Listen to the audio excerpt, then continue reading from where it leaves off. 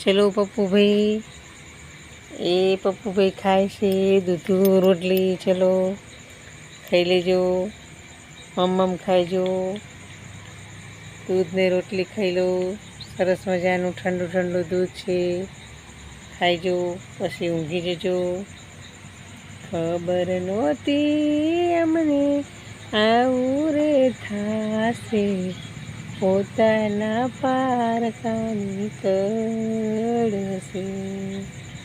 ખબર નહોતી અમને આવું રે થાશે, પોતાના પારકાની કળશે.